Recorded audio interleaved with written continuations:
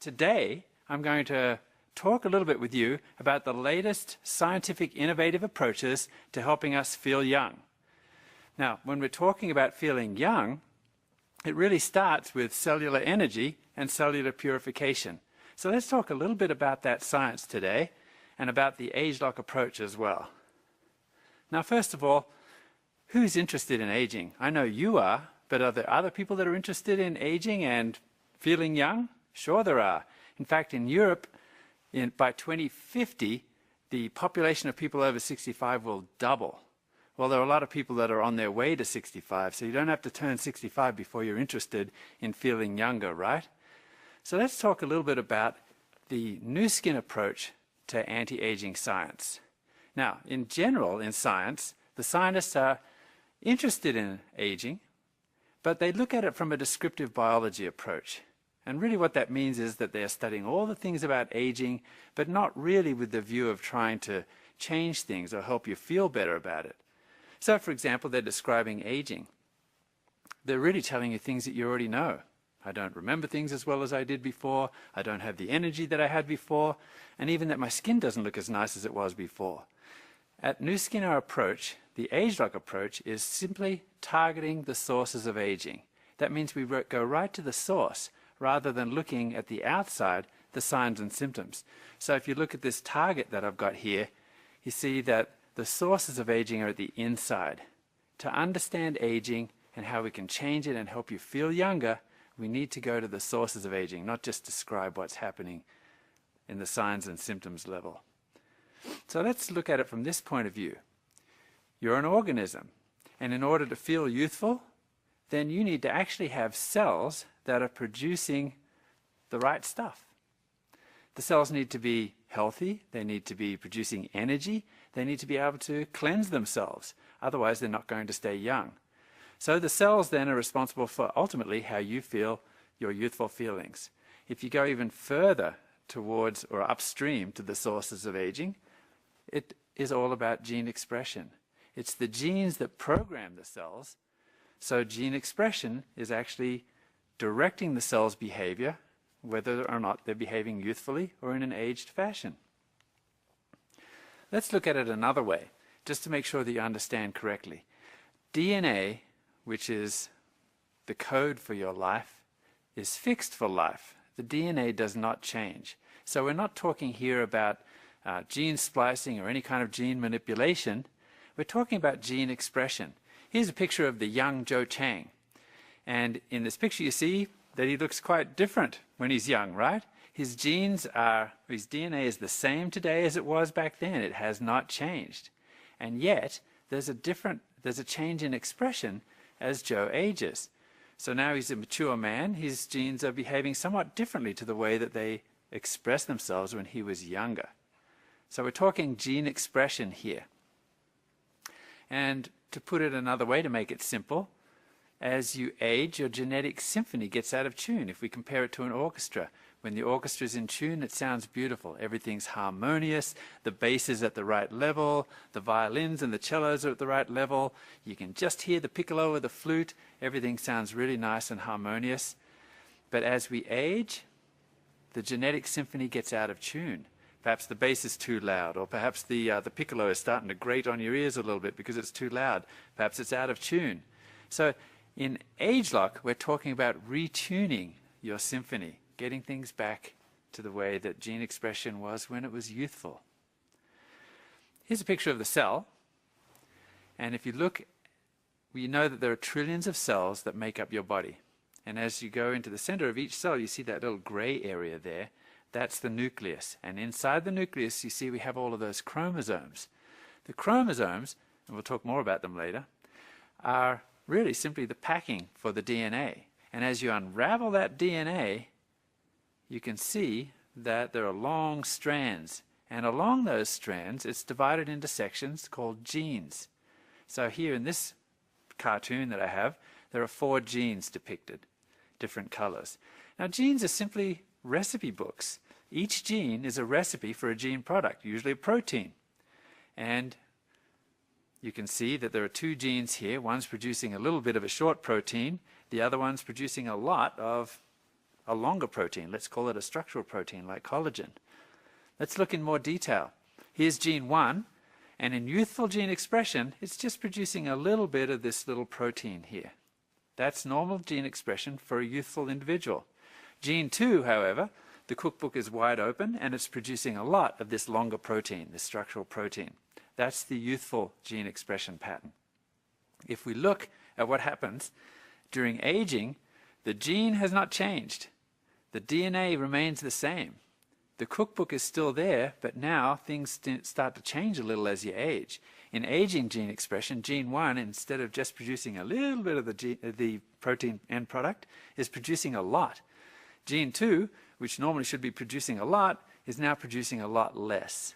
So that's gene expression as opposed to actually the gene itself or the DNA.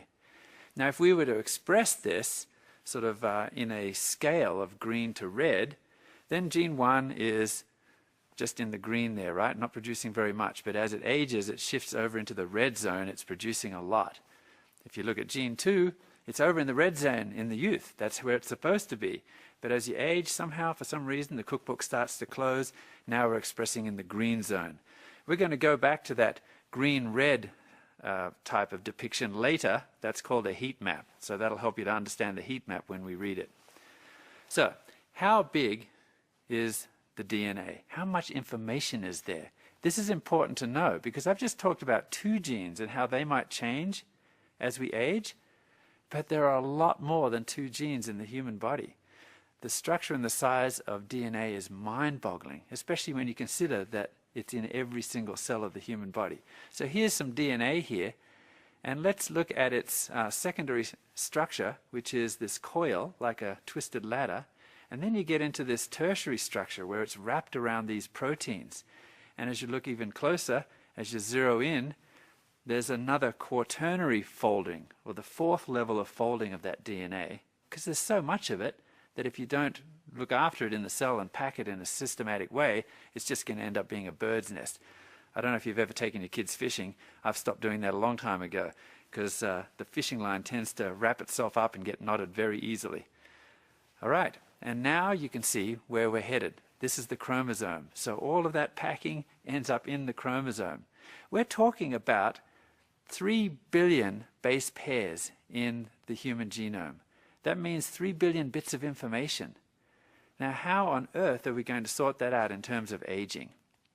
Well, for the last 20 years or so, and $20 billion worth of research has been done to sequence the human genome. That means to find out even how many genes there are, because before this work was commissioned, we didn't even know how many genes were in the human body. We sort of guessed that there might be 100,000 or so. Well, after 20 years, and billions of dollars of research, around 2003, the work was completed and the entire human genome has been sequenced. So now we realize, and we've learned, that there are somewhere between 25 and 30,000 genes, or 30,000 recipes in the human genome.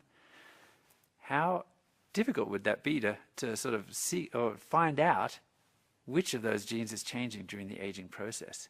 This is what it would look like, the sequence of the human genome. There are 4 letters, G, A, T, and C, and each of those letters make a word, and each word is 3 letters long. So we're talking about 1 billion words in the human genome. That's about the same as 800 Bibles, each within the chromosomes that are inside the nucleus of a cell, which can fit on a pinhead. It's a huge amount of information. And so faced with 3 billion or so of these letters that you see here, what do you think we can make of that? Well, there were high hopes. And in fact, when the human genome was sequenced, President Clinton at one end of the globe and the President or the Prime Minister of England at the other end all stood up and said, you know, this is a huge breakthrough. This is taking us one step closer to the meaning of life. And we expect in the next 10 years we're going to have all sorts of science come out of this, and we're going to understand the diseases. Well, to put a long story short, I guess, it's been a little bit disappointing. But don't be too hard on the scientists, because remember I said there's 3 billion data points there and 1 billion words. And this is similar to the task that was given to the Egyptologists of the 1700s when they discovered all of these hieroglyphics that were in Egypt, all over the tombs and the pyramids, the pillars of the temples. Nobody knew what these hieroglyphics meant, but they were tasked with cataloging them all, copying them all down, writing them. And even though we didn't understand what was there, step one was complete. We'd cataloged it. And it wasn't until a very special stone was discovered in 1799 in the Nile Delta by some of Napoleon's army, the Rosetta Stone, that we started now to have a hope that we could translate those hieroglyphics. Because the Rosetta Stone actually contained 3 languages, all saying the same thing: Classic Greek and the hieroglyphics, and also Coptic. And with that, they dragged the stone off to a famous, brilliant linguist in France, Jean-François Champollion, who was able to, since he already read all of these languages and did from the time that he was about 16 years of age, he was able to then decipher it and now decode the hieroglyphics so that we could understand them. Well, what's exciting about the ageLOC approach is that, unlike ever before, we now have the Rosetta Stone to understanding aging at the genetic level. And we get this through our association with Professor Richard Weindrich, who's a gerontologist who's been studying aging for the last 30 years, and also Thomas Proler, who's a geneticist. And together, the two of them have been able to crack this code and measure aging at the genetic level. And it all begins with the humble little gene chip. Thomas Proler came to Richard Weindrich and said, with your knowledge of aging and the work that you've been doing to look at the sources of aging, and with this technology, the gene chip, which can measure the expression of all 25,000 or 30,000 genes in the human genome, we may be able to understand aging at the genetic level. So this chip is actually able to, with a sample from any biological organism, measure the gene expression levels of every single gene. That means we get where they are on that slide. Is it green or is it red for all 25,000 genes? Now imagine if you compare that to different biological states, old and young, and then subtract the differences and find out which genes are changing as you age in their level of expression. Now you have the way to crack the code at the genetic level. You can basically have a Rosetta Stone for aging at the genome level. And that's the work that they've been doing for many years, and now, as you are probably well aware, we've acquired LifeGen. So all of their patents, all of their knowledge, the database that they have, is now part of Nu Skin's intellectual property. That gives us a real edge at targeting the sources of aging, the ageLOC approach. So here's a heat map. And now you understand it, right? Here we have genes that are young, and you can see the gene expression levels that have changed as you become old. I think I've explained this a little earlier. The goal then is to reactivate, or to find out what sort of a strategy, what kind of ingredients can reactivate those old genes so that they're expressing themselves so that they're youthful again. Here's an example. You have now the old and the young pattern, screening for ingredients. And you can see here that ingredient 4 has actually reactivated the old gene expression so that it looks much more like that of the younger gene expression pattern. This is something that nobody's ever been able to do before ageLOC. It's important to know that we have this gene expression data bank. Now, I told you before how immense, how huge the level of data is in the human genome. So as you do each experiment, you're generating millions of data points. We have been, or LifeGen has been, accumulating over the last many years all of the information that they've gathered from looking at different tissues, different species, and different states of life, young versus old, different ingredients, different nutritional regimens. All of that information has gone into this database. Just to give you an example of the kind of data that's generated, in this simple experiment alone, there are 30,000 genes per genome, as I mentioned. And in this simple experiment, 5 individuals were tested with various ingredients. 7 biological conditions, young and old, plus 5 ingredients. So this adds up to about 10.5 million gene expression data points. So you can see that this quickly starts to accumulate. This is information that we have that helps us to access understanding aging at the genetic level. This is our ageLOC tool. Now, I've spent a bit of time explaining this to you because I need you to understand that ageLOC is not just one approach or one product. It's a whole approach to looking at aging at the sources and not just the signs and the symptoms. So using this ageLOC tool, now we're able to go and to investigate aging and see what we can do about it. So again, I mentioned before, youthful feeling is very much related to how productive your cells are and how youthful they're expressing themselves. And those cells, in terms of their energy production and how they're able to cleanse themselves, are also very much dependent upon how the genes are expressing themselves. That's targeting the sources of aging. Now, if we want to feel youthful again, then we should start to look at the machinery that provides energy for the cell and for the human body. The mitochondria are the nuclear power plants of the cell, if you will. Those are the little organelles within the cell that are able to combine oxygen and sugar or some sort of energy source into energy, into the chemical energy of the body, which is ATP. We know from all of the research that's been done that mitochondrial activity does decline with age. So you see here in this graph approximately a 40% reduction in efficiency of the mitochondria by the time you're about 60. So, this is not a sudden decline, but it's a gradual decline as you age. So it seems very logical then that we should first examine which genes are responsible for building and maintaining the mitochondria in the body. So let's go to the nucleus and find that out. And using the ageLOC tool, we could determine which genes are involved in energy production and maintenance. The next thing that happens with aging, and it's closely related as I'll explain later, is that cellular cleansing declines with age. It declines with age as well. That means that we have, as cellular energy goes down, we also have an increase or a toxic buildup of those things that are not healthy for the cell, that the cell needs to get rid of. Looking at it another way, if you see the blue cylinder on the left, let's just say that that's a barrel that contains the cellular purification system. And that's the capacity of the cell to keep itself clean and to renew itself.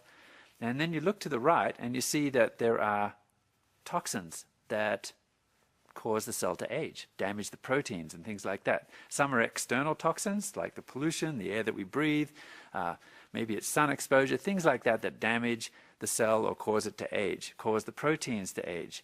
And then you've got internal toxins as well. These are just the results of our metabolic processes. It's sort of like the metabolic exhaust that we produce, some of it from the mitochondria. And in the youthful cell, then we have more than enough capacity for the cell to cleanse itself and to keep itself renewed.